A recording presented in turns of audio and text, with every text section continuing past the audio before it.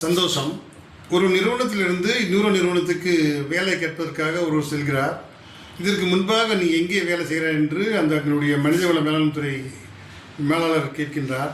உடனே அவர் ஒரு நிறுவனத்தை சொல்லி அந்த நிறுவனத்துக்குள் மேலாளர் அணுகுமாறு அதனுடைய தொடர்பு எண்ணை கொடுத்து விடுகிறார். உடனே அவர் அங்கே அழைத்து இருக்கின்றார். இந்த மாதிரி ஒருவர் என்னை வேலை கேட்டு வந்திருக்கார், உங்கள் நிறுவனத்தில் 3 வருடம் வேலை செய்திருக்கிறார் என்று கேட்டார். ஆமாம், 3 நாள் தான் வேலை செய்தார் என்று சொன்னார். அவர்களெல்லாம் 3 வருடம் என்று சொன்னாரே, 3 நாள் என்று சொல்கிறீர்களே என்று கேட்கும்போது அவர் சொன்னார், அவர் 3 வருடம் வேலை செய்தால் அவர் ஆற்றலை 25% மட்டும்தான் இங்கே பயன்படுத்தினார், அதனால் தான் வேலை விட்டு நிறுத்திவிட்டோம் என்றார். சில பேர் தன் முழு ஆற்றலையும் 25% பயன்படுத்தினால் அந்த நிறுவனம் நம்மளை தக்க வைக்காது.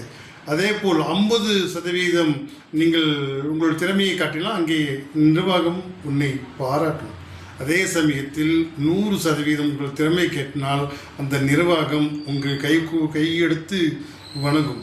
எனவே திறமையும் 100% காமிக்க வேண்டும். நீங்கள் சதவீதத்தில் உழைப்பை நீங்கள் 25%, 50% காட்டிவிட்டால் இந்த நிறுவனம் நம்மளை தக்க வைக்கிறது என்பதை புரிந்து கொண்டால் உங்கள் உழைப்பை முழுமையாக 100% அதில் பயன்படுத்துங்கள்.